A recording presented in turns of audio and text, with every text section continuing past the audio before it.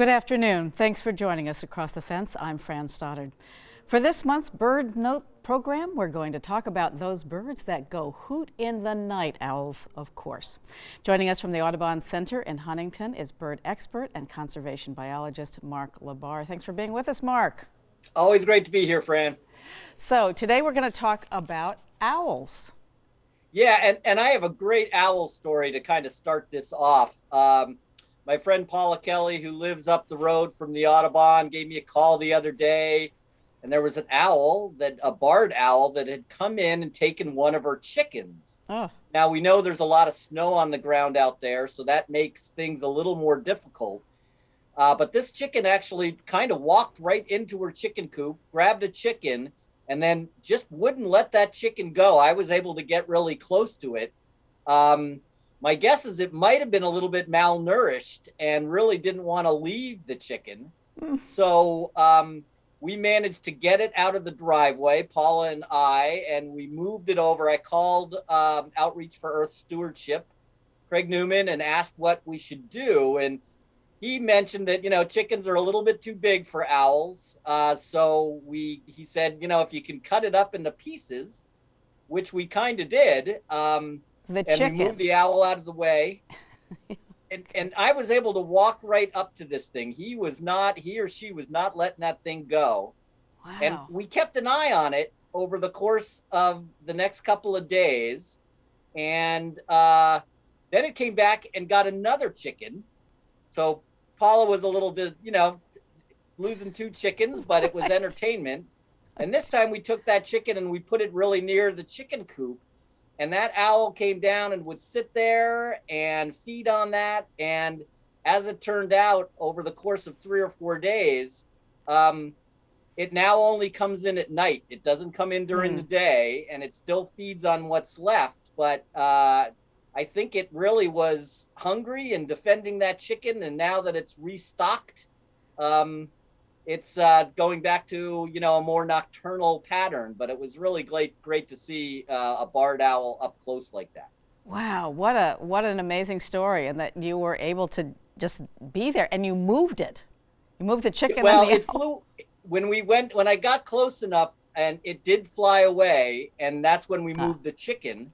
Okay. But I was within feet of it, and what we were told was, not to pester the bird, especially if it was low on energy supplies, and just let it sit there. Sure. Because the more you disturb it, the more it uses up those energy supplies, and it makes it tougher for them. Yeah.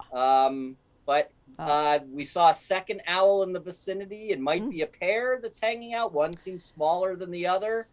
And so we helped it hopefully get through some tough times. Absolutely. So if they're a pair, where do barred owls nest? I mean, would they be nesting now? Yeah, they're beginning to think about that if they're not already in process. Barred owls are our most common owl and most widespread owl, and they're usually a cavity nester. They're usually an owl that finds a hole and will nest. You can see a little owlet here poking out of a cavity in a tree. We see them across the state. They have the familiar "Who cooks for you" call, and they often are seen during the daytime. Sometimes they do come out. So a regular owl here in Vermont, and they're getting underway. The owls start early as far as nesting is concerned. Right. And so what are some of the other owls that we might see in Vermont? So if you're in the Champlain Valley, and to some extent the Connecticut River Valley, a little lower down, you might see this big guy. This is our biggest owl, the great horned owl, or our hoot owl. And this is an owl that, like I said, is bigger than the barred owl, tends to like lower situations, and potentially could lift that chicken up. They regularly take skunks and things of that size. So these owls nest even earlier than barred owls, and I would assume that some of them are certainly underway at this point in time.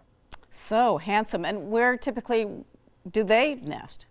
So they won't, they'll use a number of different nesting sites, but oftentimes they will nest in, they like a little more open top. So they'll nest in, broken off snags, or even use nests of large hawks, um, big stick nests where they'll take them over and they'll use them as well.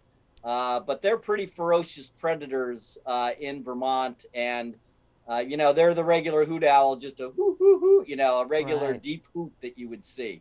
Yes. Um, Look at but those much two more little babies. They're so cute. yeah, much more nocturnal Uh-huh. than the barred owls would be. But yeah, forested habitats, with kind of an open top nest. Got it. And are other owls that we might hear or see?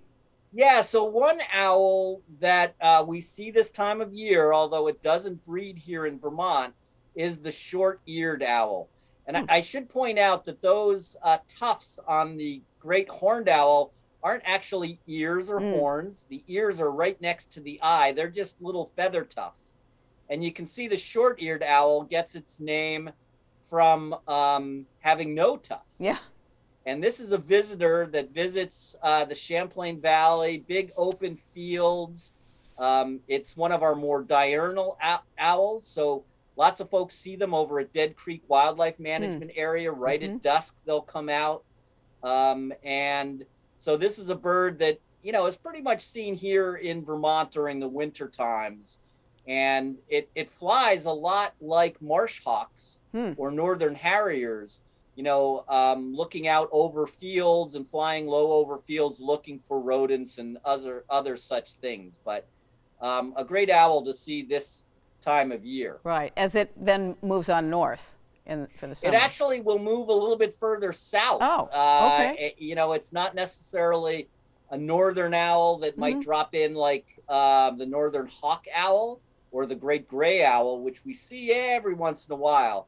But it's more, that big open field, open plain kind of owl.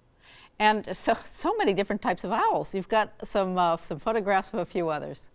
Yeah, so this next one is the long-eared owl. And you can see by those tufts that it certainly does have what look like long ears. Now, this is a real secretive owl. It often, you can see it's much narrower than the great horned, and it often stands or perches right next to a tree trunk. So very difficult to see.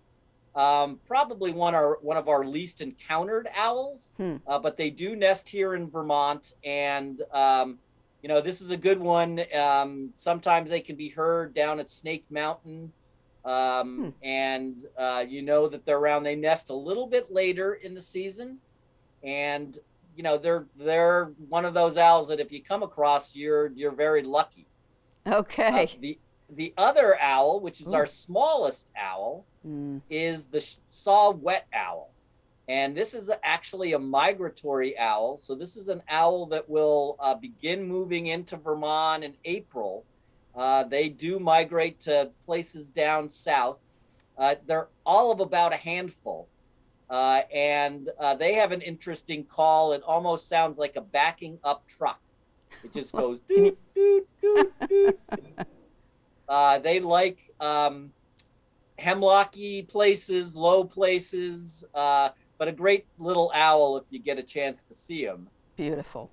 And then one step up from that is the screech owl. And they're a little bit bigger. They've got that really camouflaged look to them with that streaking. And the screech owl gets its name because it has a really haunting call. Some people describe it as a horse neighing or a woman in distress. And what's interesting about screech owls, and I've only encountered this once, they will sit perched and not fly away. So you can actually get extremely close to them. And they just kind of hold their ground and will sit there staring back at you. Having an owl stare at you like that barred owl we came across is a pretty haunting thing sometimes because they look right through you. Right, and this one is so beautifully camouflaged. It's like a piece of art. Amazing. Yeah, and this is another late nesting owl, later than our great horns and our barred owls. So they'll begin nesting in the next couple of months, and we'll begin to potentially hear their breeding calls as they set up territories. and begin the whole process. Terrific. Should we hear, can you do the long-eared owl sound? You know that I can't. Okay. That's just testing. It's kind of a straight up hoot owl okay. call. So my long-eared would probably sound just like my great horned owl. Okay, so you've got a couple other photos here for us today. Yeah, and you know we're kind of keeping with the theme. Last month we had a couple of pictures that Will Michael, the producer from the show, sent in.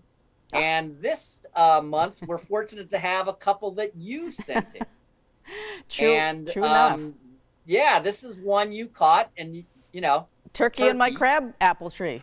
Right, and folks often think of turkeys feeding on the ground, which of course they do, but they will often get up into crab trees, especially with this deep snow, and feed on that fruit. And you described to me a little bit of a jumping turkey while you were watching this flock. Yes, they were jumping up also at the wild grapes. It was like a little dance. They were just hopping up to try to grab those low hanging fruit. Yeah. And my pileated, is it pileated or pileated? Pileated, pileated, tomato, I think. I say pileated, but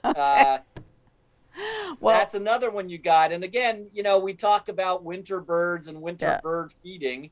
And of course, these big woodpeckers will come to your suet, but they've got a food source which sticks right up out of the ground. And they're feeding, making those big oblong holes. We are this is a great bird to have around. It comes by all the time, Mark, but I'm so sorry, we're out of time. I'd love to chat about it because he's just a wonderful visitor. But if you have some photos or bird-related questions, you can talk to Mark LaBarr or email him at mlabarr@audubon.org.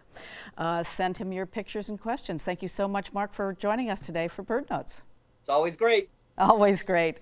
And thank you for joining us across the fence. I'm Fran Stoddard. Stay well.